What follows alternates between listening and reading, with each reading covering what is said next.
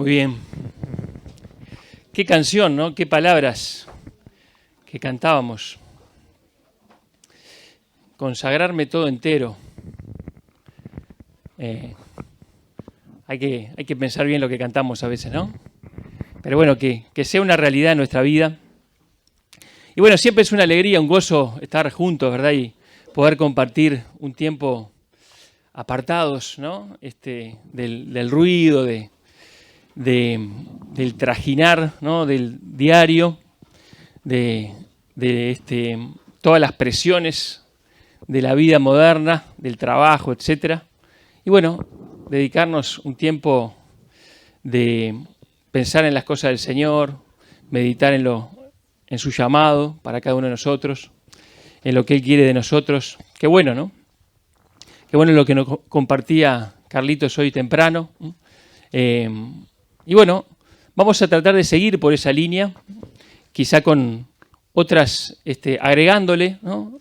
Otras ideas. Y bueno, va a ser un poco la idea de todas estas charlas, ¿no? Que vayan siendo, podríamos decir, aditivas, ¿no? Que van agregando cada vez más conceptos de esto que es liderados para liderar.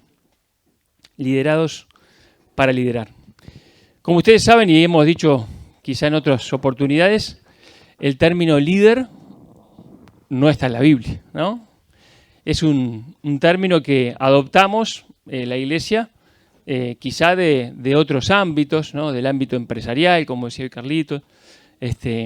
Pero en realidad el concepto que sí está en la Biblia es el concepto de siervo. Siervo. Y cuando podemos usar el término líder, no es que haya que erradicarlo, ni mucho menos, ¿no? Pero lo que sí tenemos que hacer nosotros los creyentes, ¿no? Es cuando nos referimos a líder, pensar en siervo, ¿no? Pensar en siervo, porque sabemos que Jesucristo fue el más grande líder de la historia, pero en realidad la Biblia habla de el siervo del Señor, ¿no? Él vino a servir, ¿no? Y a dar el ejemplo y el modelo del siervo, como veíamos hoy temprano. Pero vamos a seguir viendo otros modelos y otros ejemplos de esto que es liderados para liderar. Y cuando pensamos en personas de la historia bíblica que supieron ser buenos liderados para después liderar el momento que les tocó, pueden venir muchas personas a nuestra cabeza, ¿no? Pero bueno, hay uno de ellos que por su jerarquía, por haber crecido, digamos, a la sombra de un gran hombre de Dios, y por haber estado muy pegado allí, fue creciendo, fue aprendiendo, fue a veces equivocándose y enderezando el camino para después convertirse en un tremendo líder, en un gran guerrero. ¿Y en quién podemos estar pensando? En Josué, ¿no? En Josué. Entonces vamos a pensar en el líder Josué, que sin duda que sobresale en la historia bíblica como eso, ¿no? Como el ejemplo de alguien, un joven, ¿no? Y acá la mayoría son jóvenes, vieron que no me incluí en este momento, ¿no? La mayoría son jóvenes, ¿no? Un joven que supo estar en su etapa de liderado, que ya también era un líder, como vamos a ver, pero en su etapa predominantemente de liderado, con la actitud correcta, para que después Dios lo pusiera en el lugar donde Él quería que estuviese. Ahora, cuando miramos en el Antiguo Testamento para ver algún ejemplo de vida, siempre vale la pena aclarar las diferencias, aclarar las diferencias, porque no podemos extrapolar todas las cosas, ¿verdad? Sí, algunos conceptos y algunas ideas, pero no todo. ¿Por qué? Bueno, porque hay diferencia, ¿verdad? La nación de Israel no es la iglesia. Son cosas diferentes. En la nación de Israel vamos a ver que había un caudillo, que había un líder que estaba allí puesto por Dios, ¿no? Que fue Moisés en su momento, que iba a ser Josué después, ¿no? Después más adelante iban a tener sus reyes, etcétera, ¿no? Pero era una nación, era otra cosa que estaba haciendo Dios con su pueblo Israel. Ahora, en la iglesia no es así, ¿no? Los líderes de la iglesia no son caudillos, no son reyes, son siervos, como decíamos. Somos siervos. Jesús definió el liderazgo como servicio y fue el máximo ejemplo. Ahora, también en la iglesia podemos saber y pensar y tener en cuenta que todos tenemos una tarea para hacer. Todos somos siervos. Quizá lo que estamos aquí, bueno, algunos ya estamos en determinado ministerio y tareas, y otros quizá vinieron porque quieren estar, porque quieren aprender cómo son las cosas para poder algún día estar en esa posición de servicio o de liderazgo, como quieran llamarle. Pero tenemos que saber que la iglesia es un cuerpo. Es un cuerpo. Y todos en ese cuerpo tenemos dones espirituales y somos llamados a ponerlos al servicio de los demás. Entonces hay grandes diferencias entre Israel y la iglesia que tenemos que tener en cuenta cuando miramos en el Antiguo Testamento. Pero también hay similitudes, ¿no? Y sobre todo en la actitud que supo tener Josué, el joven Josué, y que lo iba a convertir en un poderoso instrumento en las manos de Dios. Y nosotros podemos mirarlo y mirar su ejemplo y tomar nota y decir, bueno, yo quiero copiar esto, yo quiero imitar esto, quiero ver sus aciertos, quiero ver sus errores y quiero aprender de esos principios. Pensaba en otra diferencia. Nosotros vemos en la historia bíblica que cuando Moisés desaparece de la escena, y bueno, Dios le dice que hasta aquí llegó tu vida, tu ministerio, ahí aparece Josué y es llamado a tomar ese lugar. Y en la iglesia no es así. No es que cuando uno declina el otro aparece, ¿no? Sino que, como hoy hablamos y conversábamos en el taller de tomar la posta, en la iglesia coexisten líderes, siervos. Es más, es muy probable que pase, y esto es muy saludable que pase, que un liderado en determinado momento se convierta en líder, coliderando con aquel que le enseñó. Y eso es bueno, es saludable, es de Dios, ¿no? Habla de madurez dentro de la iglesia, que eso ocurra es de bendición para la iglesia. Así que cuando vemos ese ejemplo, no estamos pensando en yo un día voy a ser líder y bueno, el que está ya no va a estar. No, quizá no, van a estar los dos, ¿no? Y van a estar los dos en esa posición de servicio a los hermanos. Ahora, sin duda que como encaró Josué su tiempo de liderado, iba a forjar lo que él iba a ser como líder. El liderazgo de Moisés fue para él una escuela, fue como un crisol que lo forjó, que supo sacar la escoria, que supo darle la forma que era necesaria. Y muchas veces Dios nos coloca bajo un liderazgo que es para nosotros un crisol, que es para nosotros una forja, ¿no?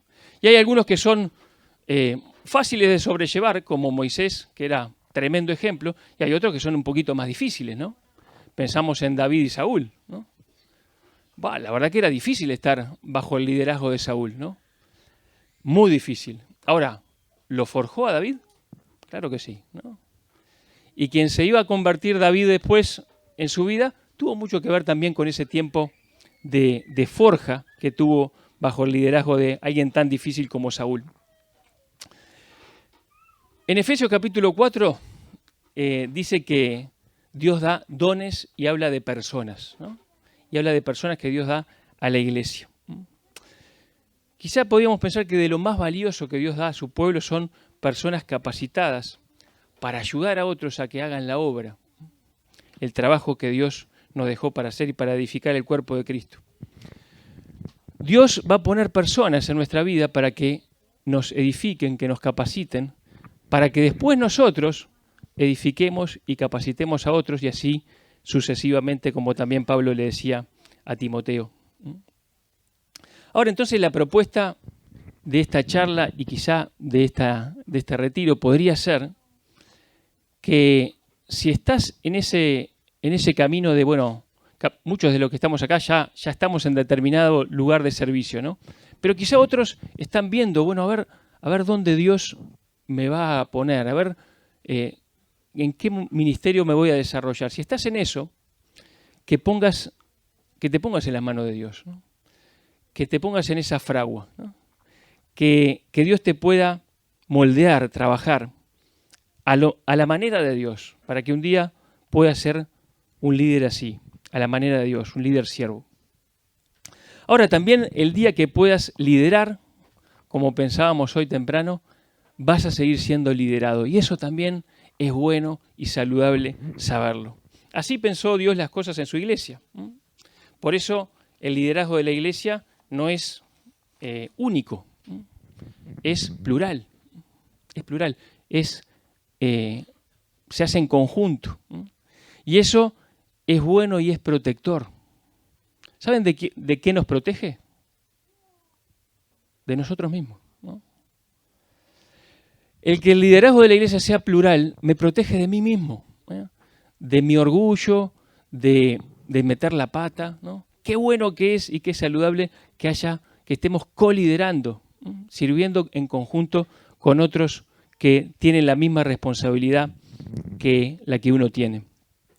Así que entonces ser un buen liderado no es una etapa de nuestra vida, es para toda la vida, ¿eh? Porque siempre vamos a ser liderados también, vamos a seguir siendo pastoreados por otros, aunque nos toque pastorear a nosotros también.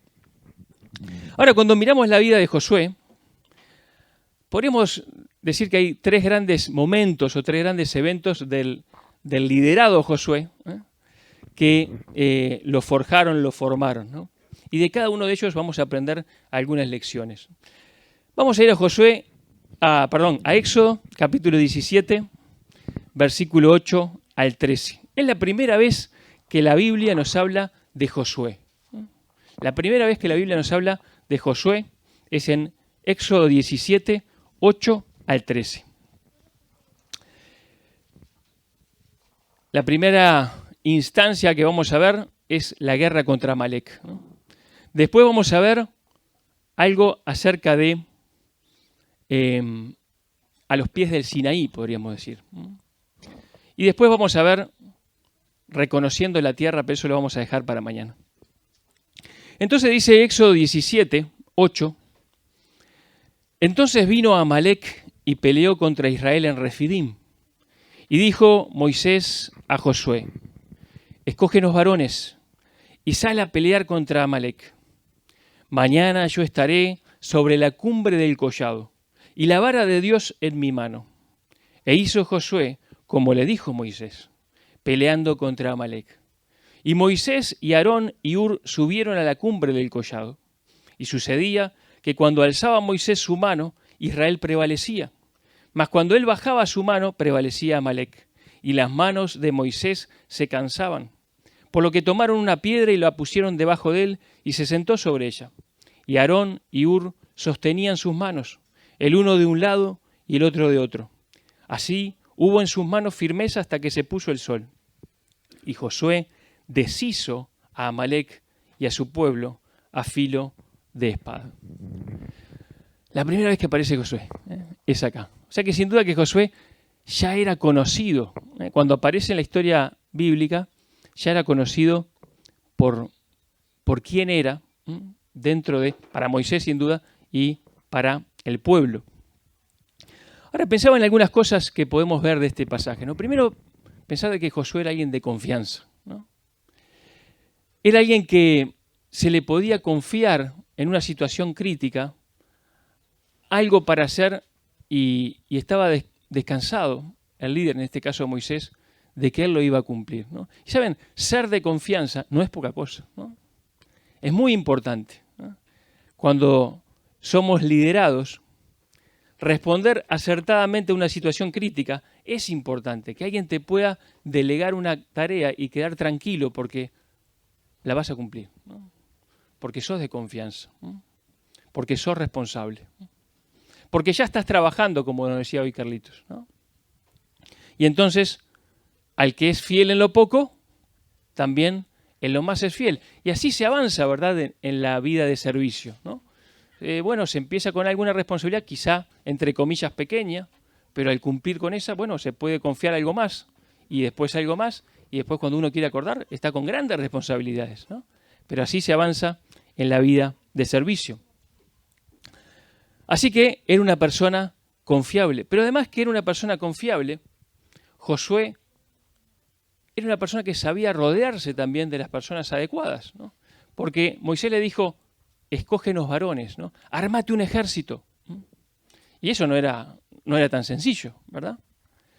Josué tuvo que armar un ejército. Ellos no eran hombres de guerra, ellos recién habían salido de Egipto. Y él supo armar un ejército con hombres, con soldados valientes para ir a esa tarea que tampoco era nada fácil, ¿no? Era enfrentarse a un pueblo hostil que venía a destruirlos, ¿no? Amalek. Así que este hombre era, sin duda, Josué, conocido por su valentía. Se le pudo delegar una tarea y además sabía con quién rodearse, con esas personas idóneas para determinada tarea. Pero si algo quedó en evidencia en ese pasaje, más allá de esos puntos que también son importantes, es que Josué supo ser obediente, ¿verdad? Porque Moisés le dijo, hacé tal cosa, yo voy a hacer tal otra, y dice el versículo 10, e hizo Josué como le dijo Moisés. No hay en la escritura que haya puesto un pero, bueno, pero también me parece que tendríamos que hacer tal otra cosa. Él escucha y obedece.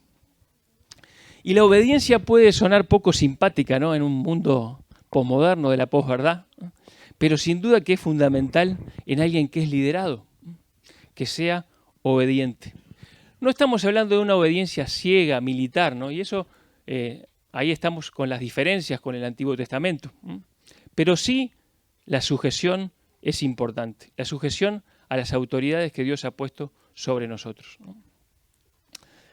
Sujetarnos a las autoridades que Dios ha puesto sobre nosotros, porque ellos también se sujetan al Señor y a su palabra. Y entonces, al sujetarnos a ellos, nos estamos sujetando al Señor. Primera de Pedro 5:5 dice, igualmente, jóvenes, estad sujetos a los ancianos, y todos sumisos unos a otros, revestidos de humildad, porque Dios resiste a los soberbios y da gracia a los humildes, ¿no? Alguien que está en una posición soberbia, arrogante, no puede ser líder, ¿no? Cuando es liderado, uno tiene que ser humilde, también cuando es líder, obviamente, ¿no? Pero cuando está en esa etapa formativa, tiene que ser humilde y tiene que estar sujeto. Hebreos 13:17, también lo leíamos hoy temprano.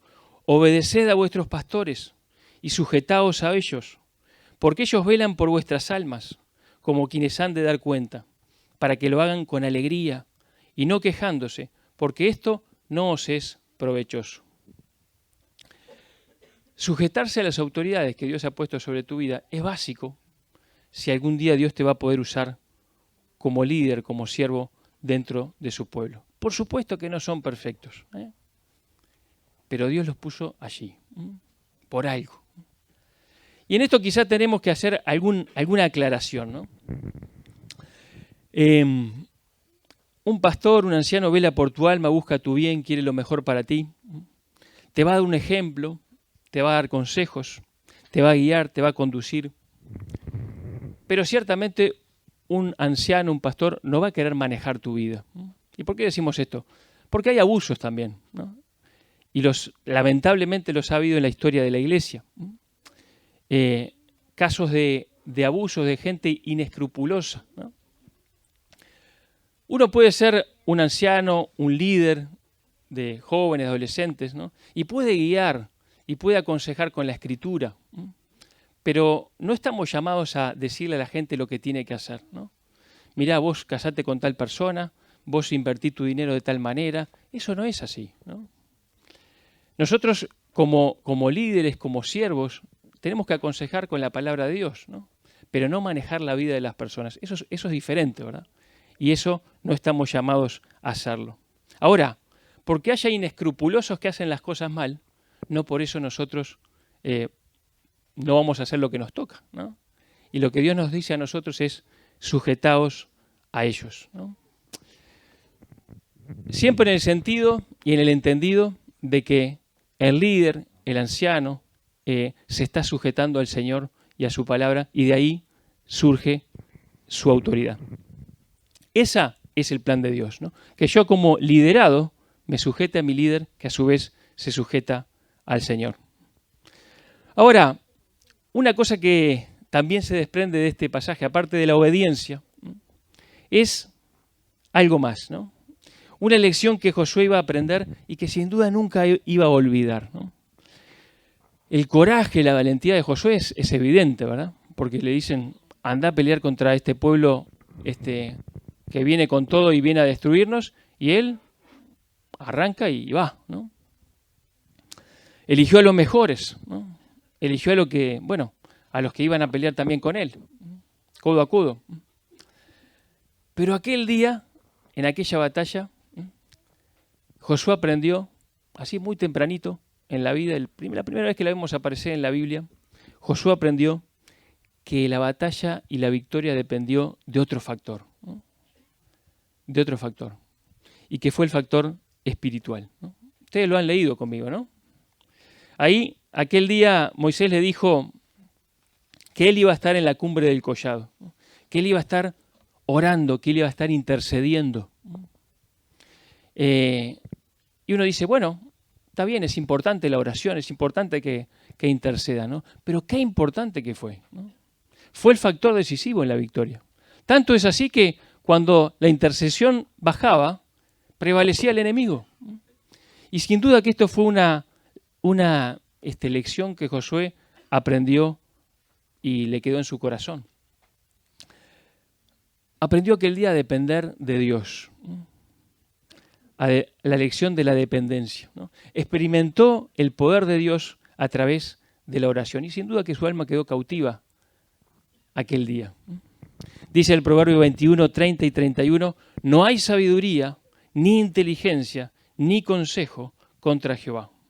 El caballo se alista para el día de la batalla, mas Jehová es el que da la victoria.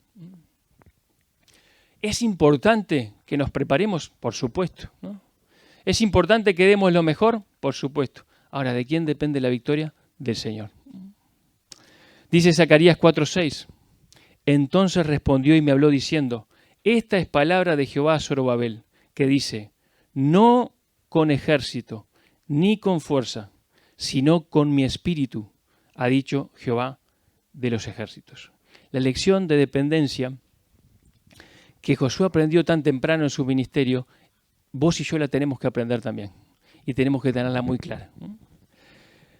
Somos llamados a una tarea que es imposible para el ser humano. Somos llamados a una tarea imposible desde el punto de vista humano. Nos supera ampliamente. Vos no podés vivir sola, una vida de santidad. Y a eso sos llamado. Vos no podés hacer que un pecador se arrepienta y que pase de muerte a vida. Ahora sos llamado a predicar para que eso ocurra, ¿no? Vos no podés hacer que un hermano que está en pecado, que está apartado, se arrepienta y vuelva al Señor. Pero somos llamados a hacerlo, a buscarlo. Vos no podés hacer que una iglesia que está, o un grupo que está aletargado, que está medio dormido, se despierte espiritualmente. Pero sos llamado a llevarles la palabra. O sea que somos llamados a una tarea que nos supera ampliamente y que es necesario depender totalmente de Él, ¿no? O lo hace el Espíritu de Dios a través nuestro o no se hace, ¿no? Pero lo que tiene que ser hecho por el Espíritu y solo por el Espíritu. Muchos años después, ya solo al frente, ante la conquista de Jericó, ¿se acuerdan? Él dio una rondita y se encontró con algo que lo sorprendió. Dice, ¿qué es? Alguien ahí, un ser que estaba allí, dice, ¿quién sos? ¿No? ¿Sos de los nuestros o sos de aquellos? Dice, no, era el comandante, ¿no?, del ejército del Señor. Era el Señor. Y él se postró y adoró. Y ahí supo una vez más que la batalla era del Señor. Lo tuvo que saber durante todo su ministerio. Y si vos vas a tener un ministerio espiritual, y yo también, tenemos que saber que tenemos que depender 100% del Espíritu de Dios. Porque estamos llamados a hacer algo que no podemos hacer. Entonces, lo tiene que hacer Dios a través de nosotros. Ahora, ¿sos consciente de eso? ¿Cuánta oración hay en lo que haces para el Señor? ¿Cuánta oración hay en lo que haces para el Señor? Antes, durante, después. ¿Cuánta dependencia de Dios hay en la tarea que Dios te llamó a hacer? Tenemos que aprender la lección de obediencia, pero también la lección de dependencia. Y otra lección más que podemos sacar acá. Dice que Josué luchó contra Amalek y gracias a esa intercesión los deshizo. O sea que Josué con todo ese ejército arrasó con el ejército de Amalek. Y esto nos habla de victoria espiritual, ¿no? Y nos habla de batalla espiritual, dar batalla. Y si nosotros vamos a ser personas, instrumentos en las manos del Señor, tenemos que saber que hay que dar batalla. Hay que tener una disciplina espiritual. Tenemos que luchar en nuestra vida cristiana. Y hay que dar batalla, ¿verdad? Hay mucho para dar batalla. Dice la Escritura que no nos conformemos a este mundo, sino que seamos transformados por medio de la renovación de nuestro entendimiento, ¿no? Y bueno, en vez de conformarnos al mundo, tomemos la forma que Dios quiere, ¿no? Luchar contra el mundo, luchar contra su influencia. Dice la Escritura que tenemos que dar batalla contra la carne, crucificarla con sus pasiones y deseos, saber que la carne está adentro nuestro, que nos está tratando de meter el palo en la rueda en todo momento. Y tenemos que luchar contra eso. Se golpeo mi cuerpo y lo pongo en servidumbre, dice Pablo, a no sea que yo venga a ser eliminado también. Y tenemos que resistir al diablo, no darle lugar en nuestra vida. Querido, si vos vas a ser un líder, si vos vas a ser un siervo, una sierva para el Señor, tenés que dar batalla. Tenés que ser consciente de lo que es el pecado y el poder destructivo del pecado en tu vida. Y no le podés dar lugar en tu vida. Dice 1 Juan 1:14, dice, os he escrito a vosotros, jóvenes, porque sois fuertes, y la palabra de Dios permanece en vosotros, y habéis vencido al maligno. Hay que luchar contra estos enemigos, hay que dar batalla, y con el poder del Espíritu Santo podemos tener la victoria espiritual. Pero tenemos que dar batalla. Tenemos que ser bien conscientes, queridos, de que Dios puede usar vasos de diferente tipo, ¿no? Altos, gordos, flacos, ¿no? Pequeños, de cualquier color. Pero lo que Dios nunca usa es un vaso sucio, ¿no? Igual que nosotros, ¿no? Nunca tomaríamos agua con un vaso que está sucio, ¿no? Primero hay que limpiarlo, ¿no? Y si Dios te va a usar y Dios me va a usar, tenemos que vivir en santidad. Tenemos que dar batalla y tenemos que tener esa victoria espiritual que viene solamente de que Dios esté trabajando en nuestros corazones. El pecado es pecado, hay que considerarlo pecado y hay que alejarse de él, ¿eh? Hay que confesarlo. Esto es pecado, Dios, me arrepiento, llevo cuentas cortas, ¿eh? Y sigo caminando contigo. Así que la lección de obediencia, la lección de dependencia, pero también la lección de la disciplina espiritual. Después dice Éxodo capítulo 24 y vamos para allí.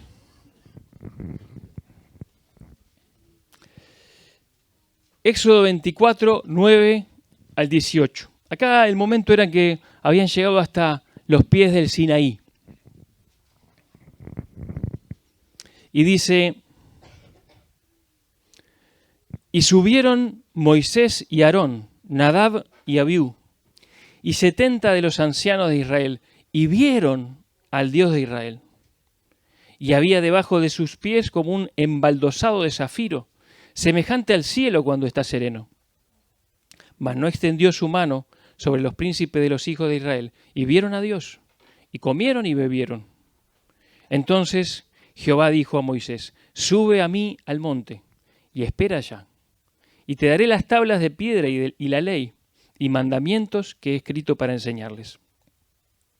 Y se levantó Moisés con Josué, su servidor, y Moisés subió al monte de Dios y dijo a los ancianos, esperadnos aquí hasta que volvamos a vosotros. Y aquí Aarón y Hur están con vosotros. El que tuviera asuntos acuda a ellos. Entonces Moisés subió al monte, y una nube cubrió el monte, y la gloria de Jehová reposó sobre el monte Sinaí. Y la nube lo cubrió por 6 días. Y al 7º día llamó a Moisés de en medio de la nube. Y la apariencia de la gloria de Jehová era como un fuego abrasador en la cumbre del monte, y a los ojos de los hijos de Israel.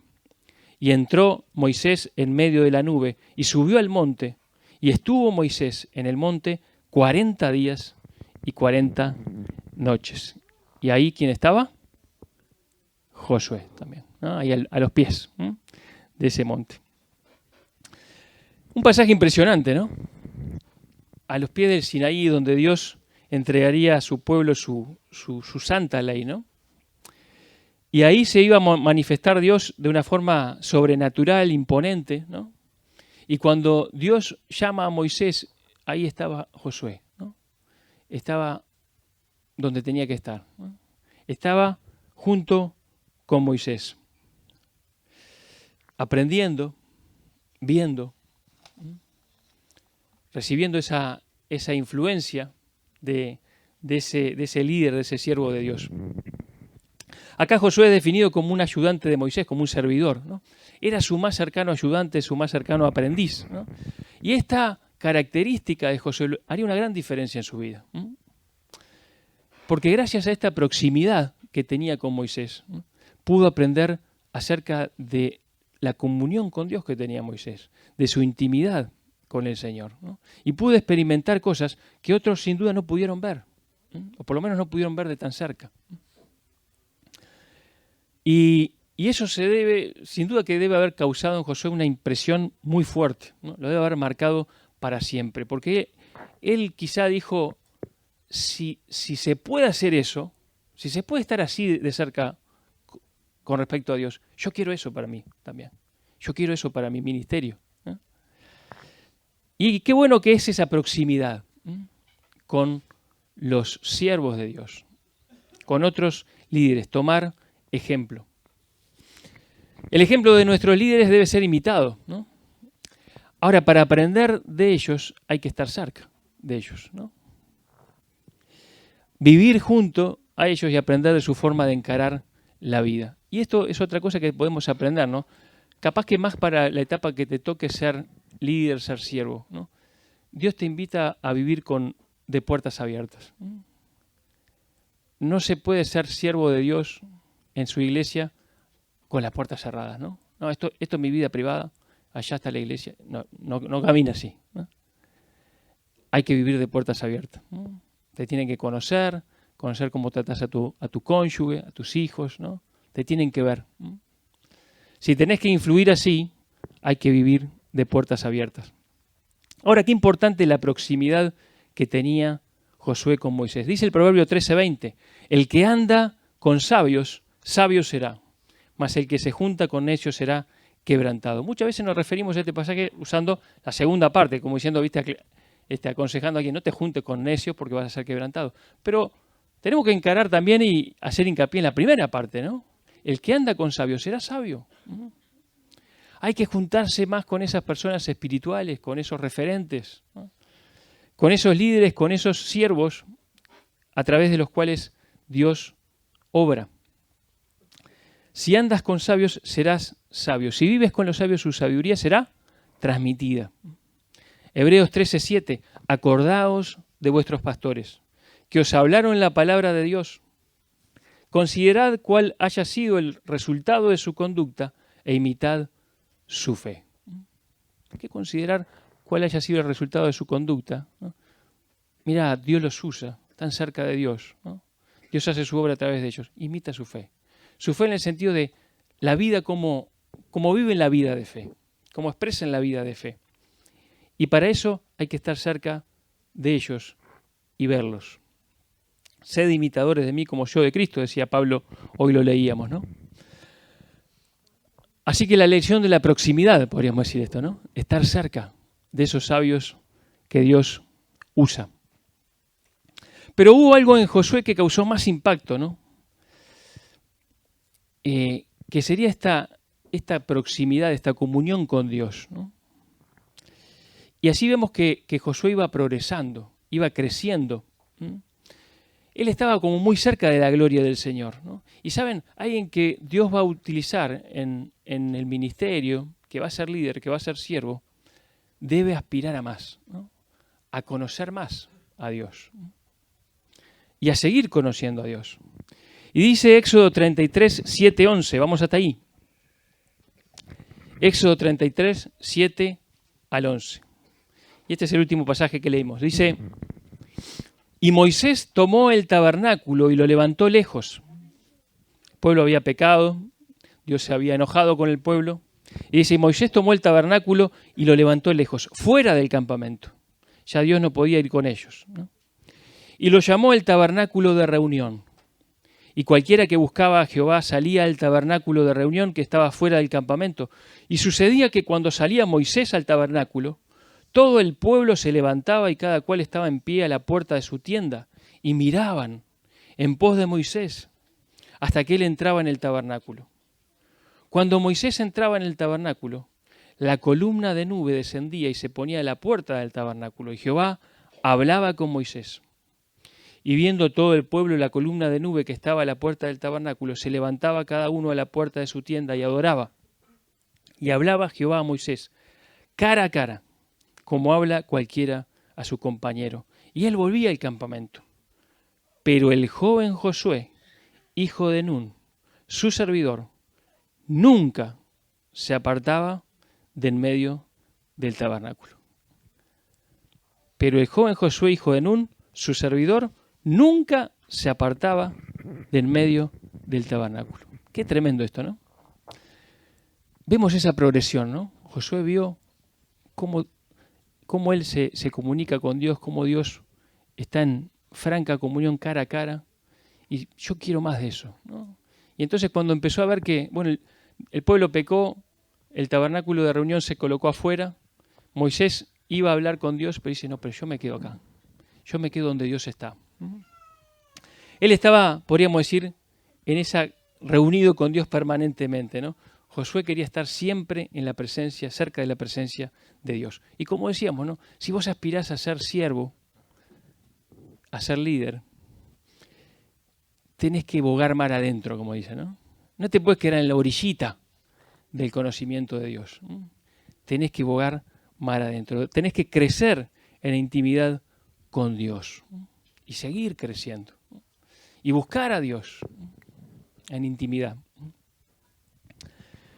¿Por qué? Porque vieron que cuando un edificio se edifica, bueno, vaya la redundancia, ¿no? Y se van poniendo hiladas de ladrillos, ¿no? Bueno, los ladrillos más nuevos están más arriba, ¿no? Los ladrillos que están más abajo soportan más presión, ¿no? Soportan todas las hiladas de los que están arriba. Y saben, el ejemplo de la iglesia no es como una pirámide que los líderes están arriba, es exactamente al revés, ¿no? Los líderes están abajo, ¿no? Están sosteniendo al resto de los que van viniendo, ¿no? Entonces van a soportar más presión, ¿no? Y si vos vas a soportar más presión, si Dios te va a usar como líder, ¿no? Si Dios te va a usar como siervo, como sierva, y vas a soportar más presión, tenés que estar más cerca del Señor. Tenés que estar más fortalecido, más fortalecida. Si no, es imposible. Jesucristo es el fundamento y después se va edificando la iglesia, ¿no? Y si vas a estar en esa hilada, ¿no? Donde Dios te va a colocar y después otros van a depender de vos, tenés que estar muy fortalecido. La presencia de Dios era lo que impactaba a su vida, ¿no? Moisés era su gran referente, pero él no adoraba a Moisés, él no buscaba a Moisés. Él adoraba a Dios y él buscaba a Dios. Por más especiales que sean nuestros líderes y su vida sea una referencia para nosotros, nuestro foco siempre debe ser el Señor Jesucristo. Y nuestra mirada debe estar siempre puesta en el Señor Jesucristo. Porque nuestros líderes también van a fallar. Y ahí van a tener malos días. Y un día te van a responder mal. Y otro día no te dan corte porque están con la cabeza en 1000 cosas, ¿no? ¿Y qué vas a hacer allí? ¿No? Fija tus ojos en Cristo. Dice una vieja canción, no fijéis los ojos en nadie más que Él. No adoréis a nadie más que a Él, porque solo Él nos puede sostener, ¿no? Jeremías 17 habla de la maldición de confiar en el hombre y la bienaventuranza de confiar solamente en el Señor. Fijar nuestros ojos en Cristo es muy importante, ¿no? Josué supo, sin duda, tener a Moisés de referente y estar muy próximo a él, pero no depender de él, ¿no? No adorarlo a él, ¿no? Sino poner su foco en Dios y buscar más y más comunión con Dios. Aquella frase sigue siendo verdad, ¿no?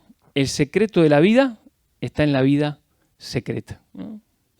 Y lo que vos vivís en secreto con el Señor es lo que después te va a dar autoridad espiritual, podríamos decir. El Señor dice, ora a tu Padre que ve en los secretos. Metete en la recámara, en el cuarto, cerrá la puerta, que nadie te vea, que nadie sepa siquiera que estás orando. Y ora a tu Padre que ve en los secretos. Y tu Padre que ve en los secretos te recompensará en público. De ahí va a venir esa autoridad espiritual, ¿no? De la proximidad con el Señor. Ese es el secreto de nuestra vida, la vida secreta, ¿no? El carácter, lo que somos en realidad. La conducta es importante, obviamente, ¿no? Pero Dios no busca tu conducta, Dios busca tu carácter, tu ser. Se trata más de hacer, se trata de ser, ¿no? Dios quiere que seas un siervo, una sierva. Y ahora ya terminamos con ese concepto, ¿no? Se trata de ser, se trata del carácter. ¿Saben? La palabra carácter viene de caracteris, no es muy bueno el latín mío, ¿eh? Que significa hierro de marcar. Era un instrumento grabador, ¿no? Lo usaban los romanos, usaban un instrumento llamado carácter, con lo cual marcaban las monedas, ¿no? Imprimían la imagen de César, ¿no? Con eso se llamaba carácter, ¿no? Y de alguna manera el Señor quiere que su carácter quede impreso en nuestra vida, ¿no?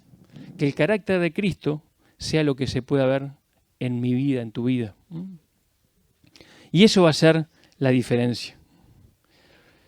Dicen que los que trabajan con la plata calientan esa plata a altísimas temperaturas, ¿no? Y ahí en un crisol, ¿no? Y cuando la plata está muy caliente, se licúa, ¿no? Y entonces empiezan las imperfecciones a salir para afuera, la escoria, a salir a la superficie, ¿no? Y el platero puede entonces recoger esa escoria y sacarla, ¿no? ¿Y saben cuándo el platero, los que trabajaban, ¿no? Antiguamente, cuándo el platero sabe que está pronta esa plata? Cuando su rostro se puede reflejar en la plata, ¿no? Cuando su rostro se refleja como un espejo, perfecto, eso está pronto, ¿no? Y eso es lo que quiere hacer el Señor contigo y conmigo, ¿no?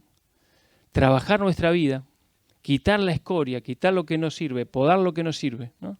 Sacar lo que no sirve para que su carácter quede impreso en nosotros, para que su imagen se refleje en nosotros y otros puedan ver a Cristo en nosotros.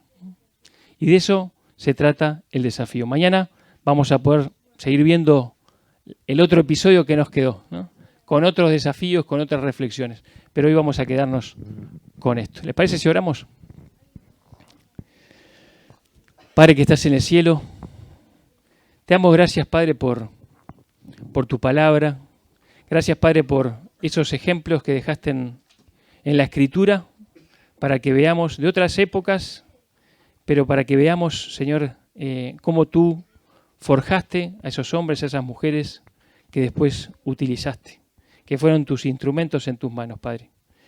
Y, Padre, nosotros queremos ser esos siervos, esas siervas, esos instrumentos que tú uses. Padre, sabemos que la tarea nos supera ampliamente. Sabemos, Padre, que somos insuficientes en nuestra propia fuerza para esto que tú nos pides. Pero, Padre, queremos que tú lo hagas a través de nosotros. Queremos que tu Espíritu pueda manifestarse a través de nosotros, que tu imagen se refleje hacia los demás. Que el carácter de Cristo se pueda reflejar en nosotros, se pueda reproducir en nosotros, para que otros puedan seguir al Señor Jesucristo gracias a ese ejemplo. Padre, te damos gracias por tu palabra, gracias por este desafío. Ayúdanos a seguir pensando en estas cosas. Y gracias, Padre, porque tú eres bueno. Gracias, Padre, porque no solamente nos salvaste, sino que nos llamas al servicio en esta obra que es lo más grande que hay en toda la historia, que es tu obra, Señor, y que tú la quieres hacer a través de nosotros. ¡Qué bendición!